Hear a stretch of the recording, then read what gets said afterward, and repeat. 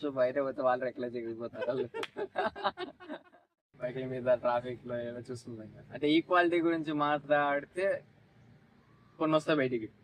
అంటే దేని గురించి బైక్ల మీద అంటే ఎట్లా అంటే అమ్మాయి దాని గురించి ఏమన్నా ఈక్వాలిటీ గురించి మాట్లాడతా దాన్ని కూడా నెగిటివ్ వేలో తీసుకుంటే అది ఉండదు. అదే అది పాజిటివ్ కానీ నెగిటివ్ వేలో వచ్చేస్తుంది బయటికి. అమ్మాయిల గురించి మాట్లాడేటప్పుడు కొంచెం జాగ్రత్తగా మాట్లాడాలి సార్. మనం చిన్న మాట నోరు జారిన కానీ మనకు ప్రాబ్లం అవుతుంది. అంటే మనం చూసేది నిజమే ఉండొచ్చు కానీ దాన్ని మాట్లాడకూడదు. సొసైటీ మనల్ని అలా డిసైడ్ చేస్తుంది. అలా మాట్లాడితే మొత్తం సంఘాలు వస్తాయి, మహిళా సంఘాలు వస్తాయి బయటికి. అంటే మనమేం తప్ప మాట్లాడట్లేదు, చూసిందే మాట్లాడుతున్నాం. కానీ ఈక్వాలిటీ ఉన్నా కానీ దాన్ని మా అమ్మాయిలు మాత్రం తగ్గించేసి ఎక్కడ అంటే ఫ్యామిలీ వేలో కూడా ఏ రకంగా అంటున్నాం అంటే కోర్స్ ఇప్పుడు సొంత వాళ్ళు బయటికి వెళ్ళినా కూడా అది ఇంకో నెగిటివ్ వేలు వెళ్ళిపోతుంది.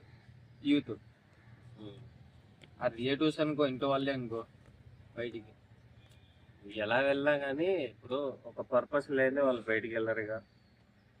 ఇప్పుడు మన ఇంట్లో ఒక అమ్మాయి ఉంది, జాబ్ చేస్తుంది అనుకున్నాం. ఒక హైదరాబాద్ కంపెనీలో ఐటీలో జాబ్ చేస్తుంది అనుకున్నాం. జాబ్ చేస్తున్నప్పుడు క్యాబ్లో వెళ్ళాల్సి వస్తుంది. క్యాబ్లో ఓన్లీ అమ్మాయిలు మాత్రమే ఉంటారు, అబ్బాయిలు కూడా ఉంటారు. నీ పర్పస్ ఏంటి? జాబ్కి వెళ్ళాలి అనుకున్నప్పుడు అబ్బాయిలైనా అమ్మాయిలైనా క్యాబ్లో వెళ్ళాల్సిందే, తప్పదు. వాడు ఇచ్చేది అదే క్యాబ్. అలానే మా అమ్మ వాళ్ళు మా నాన్న వాళ్ళు అసలు అబ్బాయిలతో కలిసి వెళ్ళకూడదని చెప్పారు అనేసి అంటే అక్కడ నడవదు కాదు.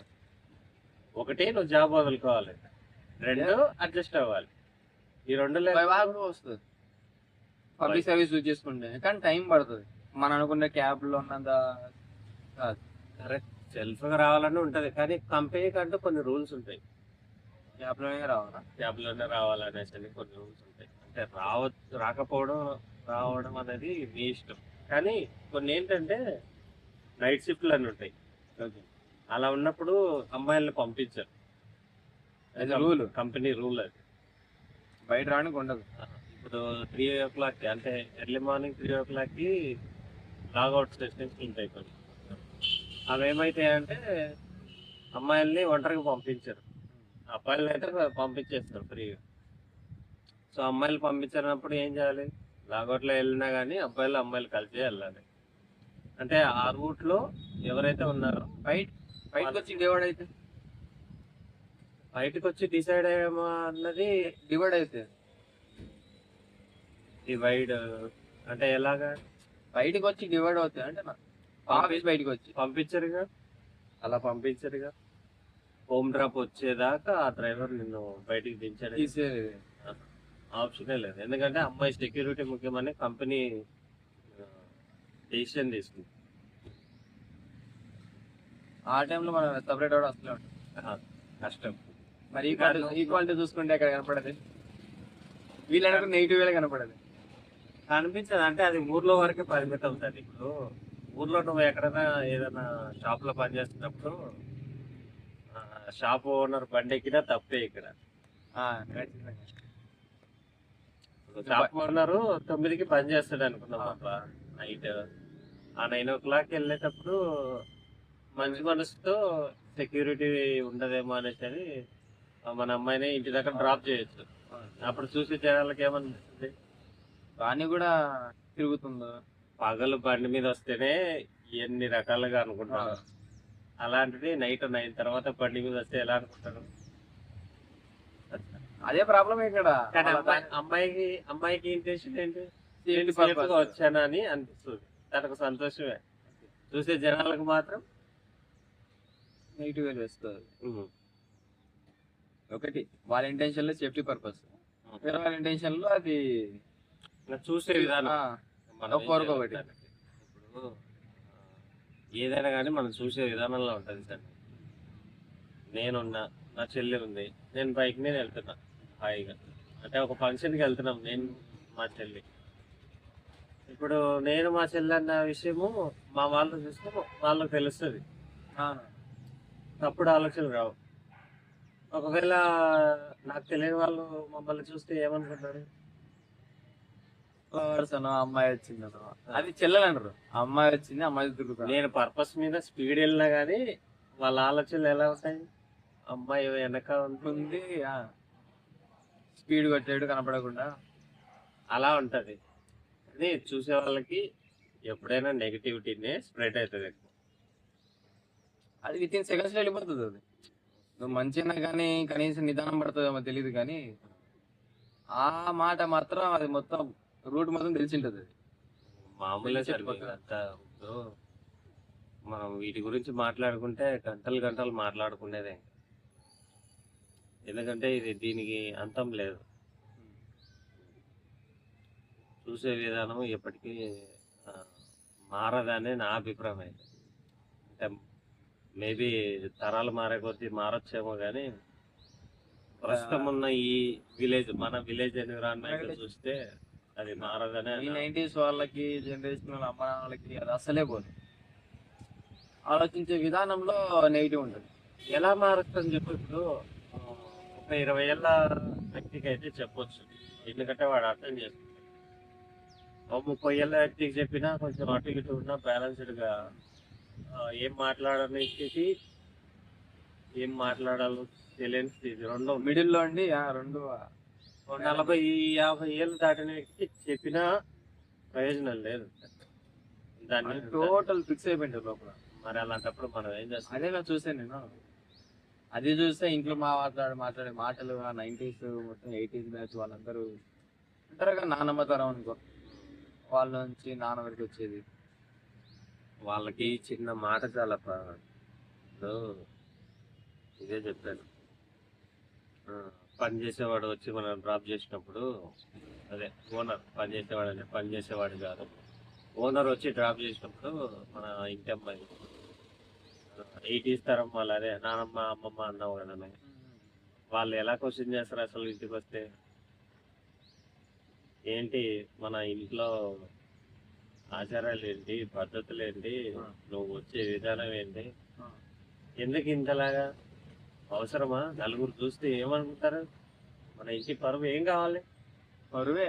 ఆ ఒకవేళ నువ్వు బయటకు వచ్చింటే నీకేమన్నా అయింటే ఆ బండి వద్దు, నీ ఓనర్ వాడు నీకు తెలుసు, నీ ఫ్యామిలీకి తెలుసు, అయినా కూడా వాడిని వద్దన్నావు అంటే బయట ఎవడో ఆడెక్కుతావు, లేదా నడుచుకుంటూ వచ్చేస్తావు, గ్యారెంటీ.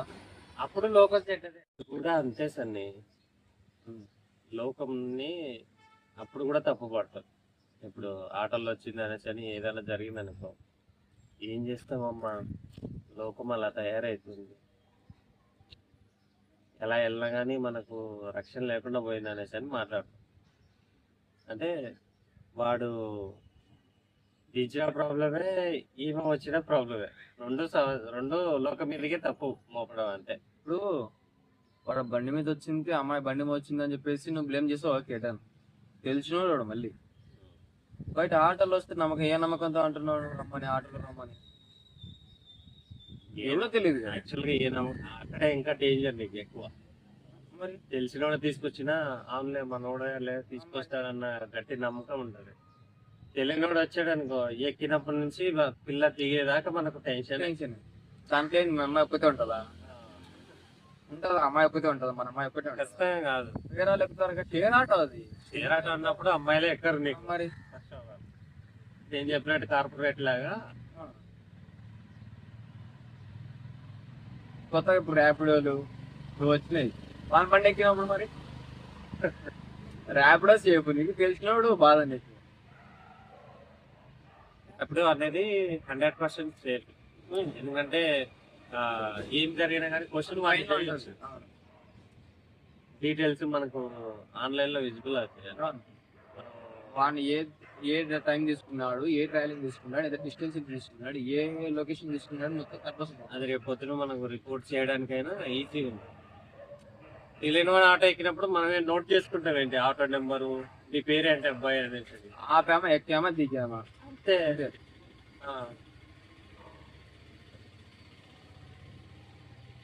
ఆడేంటి ఇంటి దగ్గరకు వస్తుందా?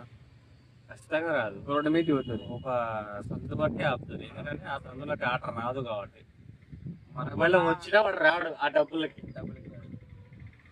బైక్ తెలిసినోడు, ఇంట్లో తెలుసు, మీ షాప్ వాడు ఓనరే, ఎక్కడ వర్క్ చేస్తే షాప్ ఓనర్ ఒక్కటే కాదు, ఎక్కడ వర్క్ చేస్తే కానీ దాని నుంచి ఆలోచించే కొంచెం అని ఉంటుంది నీకు సేఫ్టీ పర్పస్ మీద. వద్దమ్మా ఆయన అలా చేస్తే. సరే ఇది ఇంటి నుంచి నువ్వు పంపి రోజు మళ్ళీ ఆ సోర్స్ ఉంటుంది మళ్ళా. అలా ఎలా ఇప్పుడు మనకు పనులు ఉంటాయి కదా, అలా మరి వెళ్తాం. పని అనుకున్నప్పుడు అమ్మాయి పని అది మరి సేఫ్ కావాలంటే పోవాలి మరి అక్కడికి. ఆటోలు బస్సులు ఉన్నాయి కదమ్మా. ఆట నమ్మలేం కదమ్మా, ఆట ఎలా నమ్ముతావు మరి? బైక్ ఒక్కడు ఉన్నప్పుడే నమ్మలేకుంటే నువ్వు ఆట ఇద్దరు ముగ్గురు ఉంటారు, అబ్బాయి వాడు తాగు వచ్చింటాడు, కూర్చుంటాడు, కంప కొడుతుంటాడు పక్కన. ఎందుకు లేడీ నమ్ముతున్నారు ఈ మధ్య, లేడీకే పడదు ఈ మధ్య. ఇలాంటప్పుడు ఒక డైలాగ్ వస్తుంది తెలుసా, నానమ్మల నుంచి అమ్మమ్మల నుంచి. ఇంకా ఇలా మాట్లాడితే ఇంకా మేమేం చెప్పలేమమ్మా, ఇంకా ఇంత ఏటకారంగా వ్యతిరేకంగా మాట్లాడితే. ఎటకారం కాదు, వాళ్ళు చెప్పేది రియల్, అది నువ్వు అర్థం చేసుకుంటే. ఏమో నాయన, ఇంకా మాకు తెలిసినంత మేము చెప్పాము, ఈ మాటలు వస్తాయప్ప. నువ్వు దాన్ని కవర్ చేయాలనో నీ మాటలు అది నీ దగ్గర మాటలు లేక వచ్చే ఆన్సర్ అది. అది మనకు అర్థమవుతుంది, ఆ? అది మనకు అర్థమవుతుంది. ఇప్పుడు మనం మాట్లాడిన దానికి వాళ్ళ దగ్గర ఆన్సర్ లేదంటే ఇది ఏమో నాయనా చెప్పే వరకు అంతే, నువ్వు చెప్పినట్టు అది ఒప్పుకో, ఫైనల్ స్టెప్. అది ఒప్పుకో, సరే ఇలా ఉందో అర్థం చేసుకుని సరే డన్ రాని జాగ్రత్త అమ్మా అంటే సరిపోతుంది. దాన్ని ఒప్పుకునే వాళ్ళు ఇప్పుడున్న కాలంలో కూడా ఇంకా ఏదో ఒక లెవెల్ ఉండాలని చెప్పేసి అప్పుడున్న వాళ్ళు రెస్పెక్ట్ రెస్పెక్ట్ రెస్పెక్ట్ ఎక్కడ? నువ్వు ఇలా ఉంటే రెస్పెక్ట్ ఇస్తారా నీకు? అసలు అట్లీస్ట్ దూరం వెళ్తే నీకు ఫోన్ చేస్తారా? నేను గుర్తు తెచ్చుకుంటాను, నువ్వు అసలు గుర్తుంటావు వాళ్ళకి. ఇంత నెగిటివ్లో వెళ్ళిపోతే నువ్వు వాళ్ళకి గుర్తు ఎక్కడ ఉంటావు వాళ్ళకి? అట్లీస్ట్ మా నాన్నమ్మనో మా అమ్మమ్మనో అని రావాలి కదా బయటికి మాట. అంటే కొన్నిసార్లు ఏమవుతుంది అంటే దాన్ని మళ్ళీ ప్రతి అవసరానికి ఒకరు వస్తున్నారు అనుకో, ఒక వ్యక్తి, మళ్ళీ వాడు తీసుకురావచ్చు. ఇప్పుడు రేపు పొద్దున మనము ఏదైనా చిన్న పని పడింది, ఒక ఆఫీస్కి వెళ్ళాలి, ఒక సచివాలయానికి వెళ్ళాలి, ఈ సర్టిఫికేట్లో ఏదో ఒకటి చూపించాలి, మన ఇంటికి కావాల్సింది ఏదో తెచ్చుకోవాలనుకున్నప్పుడు ఇలా ప్రతి అవసరానికి ఒకడు ఉన్నాడు అనుకో, మన ద్వారా మళ్ళీ రావచ్చు అవసరం ఉన్నప్పుడు, మన ఎమర్జెన్సీ పర్పస్. ఇప్పుడు మన ద్వారా ఆ అమ్మాయి కూడా ఎక్కి రావచ్చు. వాడు మళ్ళీ ఇంకోసారి ఎక్కించుకొస్తే అది కూడా ప్రాబ్లం. మళ్ళీ అది ప్రాబ్లమే. అవసరానికి మాత్రం రావాలా, వీడు మళ్ళీ వెళ్ళిపోవాలి, మళ్ళీ రావడతాడు వేరే అవసరం కోసం.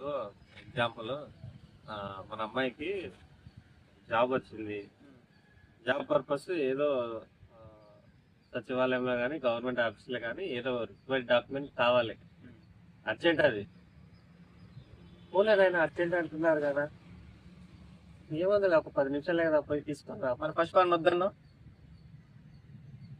వద్దంటాం, అంటే ఇంకా నలుగురు చూస్తారు కదా. ఇప్పుడు నలుగురు కాదు 5 మంది ఉన్నారు అక్కడ, 10 మంది ఉన్నారు అక్కడ, ఎలా పంపిస్తాం? సచివాలయం అంటే వచ్చాడంటే ఖచ్చితంగా ఇంకో నలుగురు బయటకు వస్తాయి. ఇన్ఫర్మేషన్ ఏం వస్తుందో అని, వీడు ఏమి ఇస్తాడు ఇన్ఫర్మేషన్ అని చెప్పేసి ఇన్ఫర్మేషన్ కోసం బయటకు వస్తారు. ఆ టైంలో ఇంకా ఎక్కువ మంది చూస్తారు. నాలుగు పంపించిన నలుగురు కంటే ఇప్పుడు ఇంకో నలుగురు ఎక్స్ట్రా అవుతారు. అవన్నీ పట్టించుకోకూడదు ఆయన, ఇంకా మన అవసరాలు కావాలంటే లోకాన్ని పట్టించుకోకూడదు. ఫస్ట్ నిన్ను పట్టించుకోకూడదు, నిన్ను పట్టించుకోకూడదు ఫస్ట్, నిన్ను పట్టించుకుంటే మొత్తం పోతుంది. అలా అంటే ఎలా చెప్పు? అంటే ఇంకా ఇంట్లో పెద్దలుండి ప్రయోజనం ఏంటి? ఇంకా ఏం పెద్దలు అండి, ఎవరు పెద్దలు? అర్థం చేసుకున్న వాళ్ళు పెద్దలు, అర్థం అయ్యి అది ఓకే డన్ అనుకునే వాళ్ళు పెద్దలు. అన్నిటికీ మోసుకొని ఇంట్లో కూర్చుంటే నువ్వు పెద్దనా? నువ్వు చేయండి, ఇంత దూరం వచ్చావా చెప్పు? ఇంత మర్యాద లేకుండా మాట్లాడితే ఏం చేయలేము అన్న మాటలు.